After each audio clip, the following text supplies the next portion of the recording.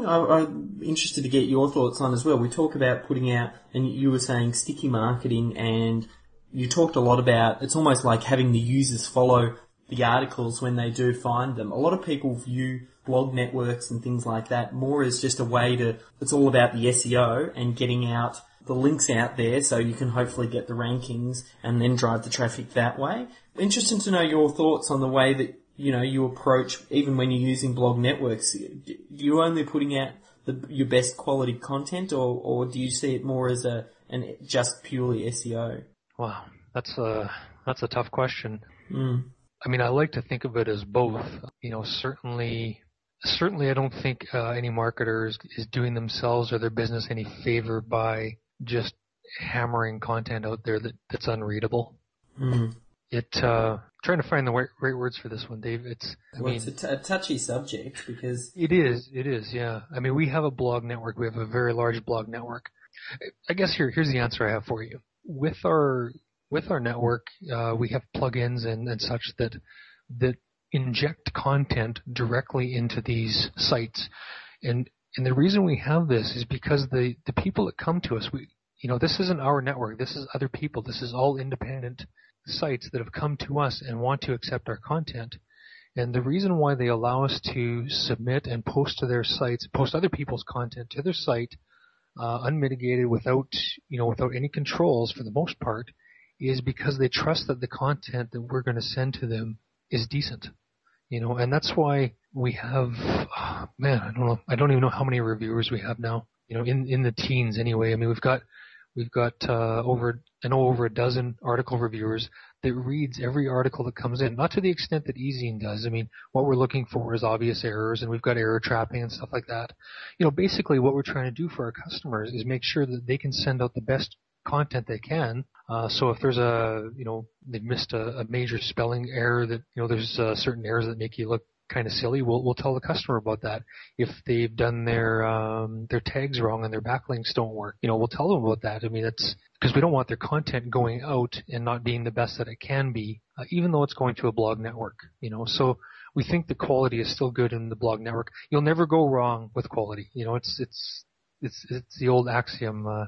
You can't go wrong with good quality stuff, and so keeping your quality levels up on everything that you do will also help your backlinks remain sticky. Because I think with the search engines, when they come around and they're not stupid. If they see that people are coming to that particular article or that video or that piece of content and they're staying for 3.5 seconds, they're not going to give much credibility to that site or that page or that link. Yeah, agreed. It sounds like, obviously, having worked with a lot of clients, you would have seen a lot of people making some mistakes. Mm. Putting out those junk articles that are just Frankenstein is no doubt a biggie. What are some of the other mistakes that you're seeing people make when they're first coming online and even using your service as well? Do you know, on that one, Dave, I would have to say the biggest mistake doesn't have anything to do with SEO, actually. Yeah. Yep. Yeah, honestly, the biggest mistake I see is marketers that don't treat their online business with as much respect as they should. What I mean by that is because the barrier to entry is so low in regards to startup of an online business, it doesn't cost a whole bunch of money. Many folks don't treat it as seriously as they should, or as seriously as they would an offline business that costs tens of thousands or hundreds of thousands of dollars to start up. Yeah. Don't you agree? Oh, yeah. Yeah. So the marketers need to treat what they do online with the same level of respect as their offline ventures, where they've mortgaged their house to get started. It's that important. Because, as we've seen time and time again, online ventures have the capacity to expand more quickly and with more velocity than we've ever seen in the past. And certainly much quicker than the majority of bricks and mortar companies. What sort of things occur as a result of not approaching it like a business? Are we talking, obviously consistency is a big part of it. What sort of things do you think go wrong as a result of not treating it like a business? Well, the biggest pain that I've seen, unfortunately, in my business, and you've probably seen this with some folks as well, is that they never planned to be a big business. They've always planned that this is going to be something small that I'm going to do for my house, and they've never made plans to run it as a real business. And like I said, as we've seen, some of these ideas have just skyrocketed.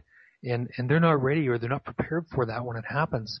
And there's nothing more painful than not being ready for that massive growth and leaving all the money on the table. And the type of planning that you're talking about, are we talking everything from having systems in place to having the right team members to having, like, what sort of things when you say they haven't planned? Well, they haven't planned for, I guess I'll just cut to the chase on this. This is always hard to say, but it's the truth.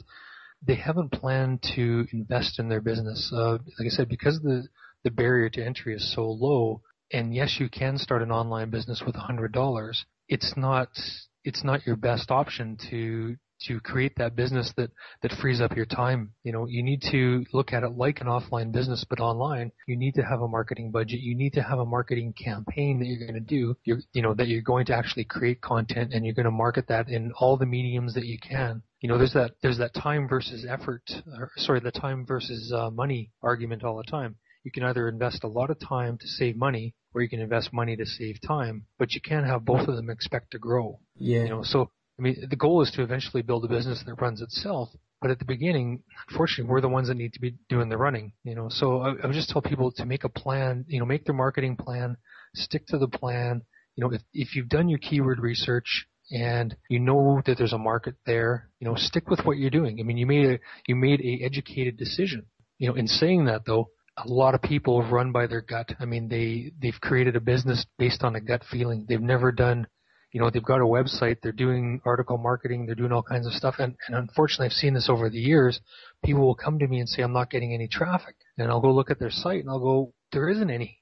Nobody's looking for what you're selling. You know, where did you get the keywords from? Oh, well, I just thought, you know, when there's great tools out there like Market Samurai, like Google's keyword tools that give you all the empirical data. You know, make an informed business decision. Don't do this emotionally. Make sure that you know going forward that this is a true business that you're getting into. So when you talk about making a plan, we're talking about, like you said, you sit down every 3 months and go, here are the next few sites that we're going to be launching, and your plan is, I'm going to do the appropriate research, choose the right keyword, register the domain name, have it receiving content.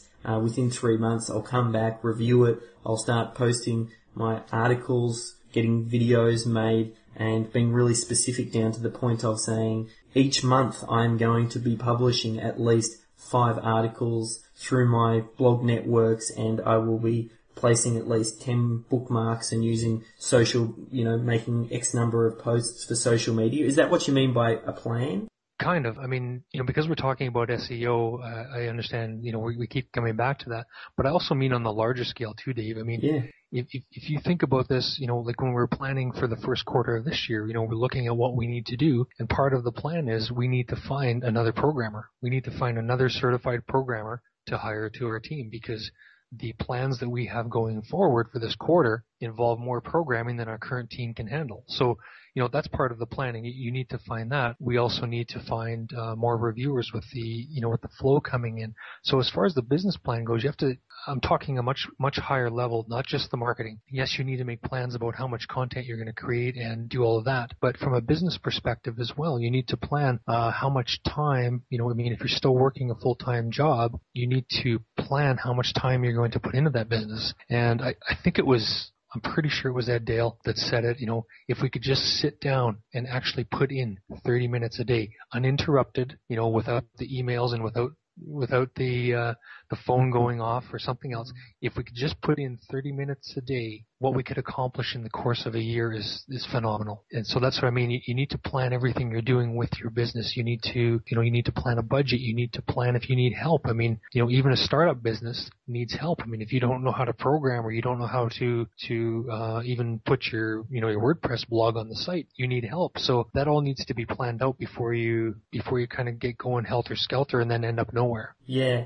I think finding that balance between the two, I suppose, actually just while it's floating around my head, that Ed Dale, I remember he was talking about that, and it was to do with, he was saying as well, like generating content, because he was about, he figured out what the 1 or 2 key leverage points for him in his business were, realised that it was creating content, and then decided to put systems or a process in place to make sure that each day, one of the first things he did for the first half an hour was do some sort of content generation. I think the other one was exercise. I remember him saying, Yeah.